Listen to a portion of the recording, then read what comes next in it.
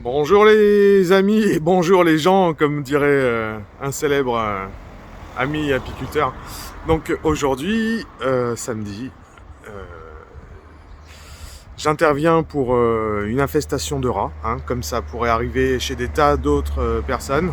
On est à la campagne, c'est des choses qui arrivent et il faut prendre le problème le plus rapidement possible avant d'être complètement débordé et ces petites bêtes se reproduisent très très vite. Donc on va aller voir, je vais vous montrer, je vais vous faire un état des lieux du chantier. Et alors c'est pas du tout dans le but de dire qu'il y a du bazar, hein, parce que chez tout le monde il y a du bazar, mais au moins la personne a le courage de faire venir quelqu'un et de régler le problème. Voilà, on va aller voir ça. Allez, c'est parti.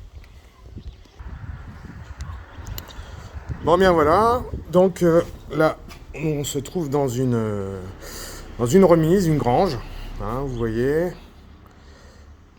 pas mal de choses amassées au fil du temps euh, qui obstruent le sol.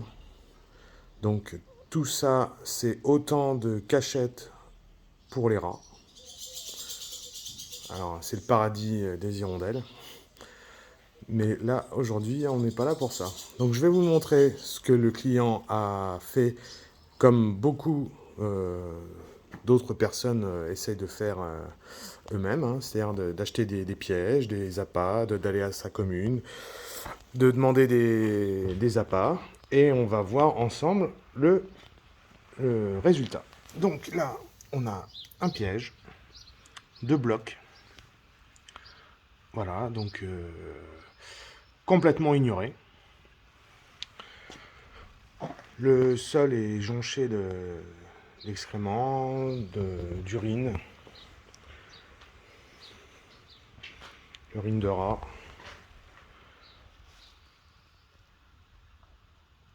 qui est porteuse de maladies. Donc là, il a de quoi se cacher. Donc voilà, les boîtes de raticides, elles sont là.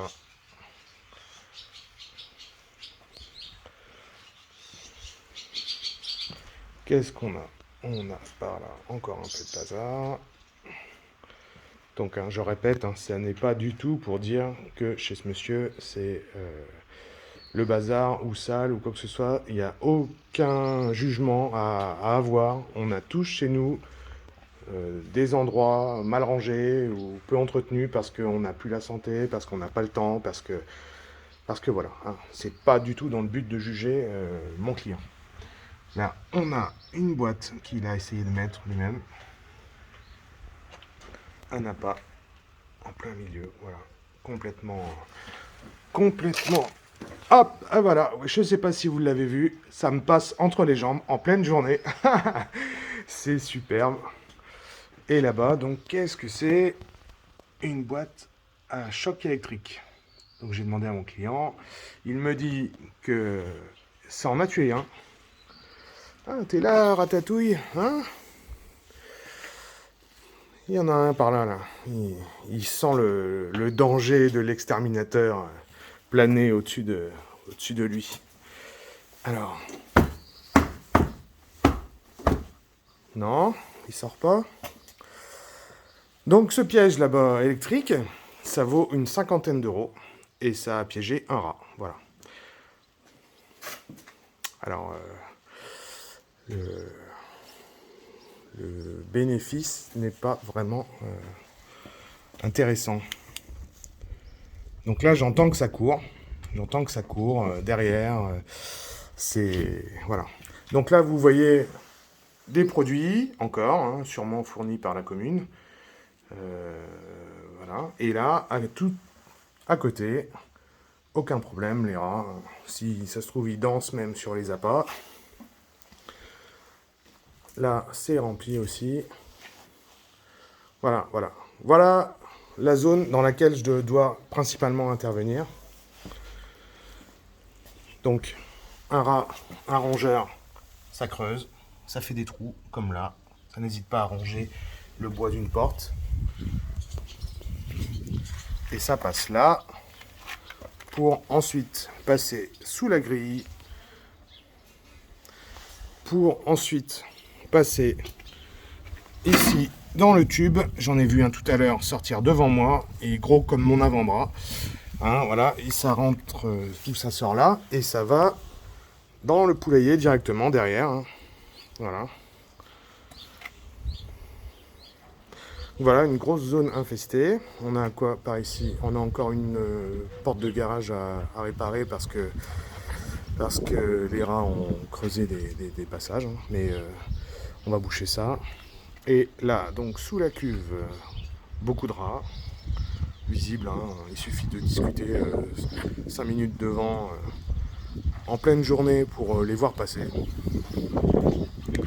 Et puis voilà, donc en dessous là, c'est le paradis pour eux. Hop. Et le poulailler. Voilà, on a fait le tour. Donc, un hangar. Un hangar de plusieurs centaines de mètres carrés. Un poulailler et un point humide. Les cuves, voilà. Donc le rat, là, a tout pour s'épanouir. Hein. Il a à boire, à manger. Il y a le potager. Hein. Il a décimé les pieds de tomates que mon client avait mis. Voilà. Donc on va lui rendre la vie dure. On va empêcher certains lieux de passage. On va lui donner du grain. On va lui donner du grain parce que c'est son aliment habituel. Voilà. Donc les blocs que vous achetez en supermarché, qui sont sous-dosés, qui ne sont pas adaptés à la situation. Le rat, vous avez bien vu, il n'en a rien à faire. Il a été dépensé des dizaines, voire des centaines d'euros là, qui auraient pu être économisés et qui n'ont vraiment servi à rien. Voilà. S'il y a des professionnels de la dératisation, c'est pour une bonne raison. Et vous allez voir, je vais vous montrer étape par étape qu'on va arriver à nos fins en maximum 3 semaines. J'estime pouvoir débarrasser les lieux de au moins 80-90% de la population. Pour info. Voilà, ils montent aussi au-dessus des cuves. Ou ils descendent, hein, ça dépend. Et ils vont chez le voisin. Tout là-haut, voilà, qui m'a aussi sollicité pour intervenir. Qui lui aussi, il rentre dans sa cave, dans son poulailler, dans son atelier. Donc là aussi, intervention, parce que les rats, ça ne connaît pas les limites de propriété. Hein. Le rat, il sent bien, il s'étale, et si vous ne faites rien, vous serez débordé. Voilà. Donc un rat, une femelle rat, donne naissance au bout de 3 semaines à entre 6 et 14 bébés. Voilà. Sur ces 6 à 14 naissances, les femelles seront elles aussi capables de se reproduire 1 mois et demi après. Donc au bout de quelques mois, c'est l'infestation. Voilà, s'il n'y a pas d'autres mots. Pour les voir en pleine journée, vous passez dans les jambes, etc. C'est grand temps d'intervenir. Voilà, c'est qu'il y en a de fortes quantités. Je vous laisse, je vais poser mes pièges, je vais poser mes appâts, et puis je referai une petite vidéo tout à l'heure. Allez, ciao.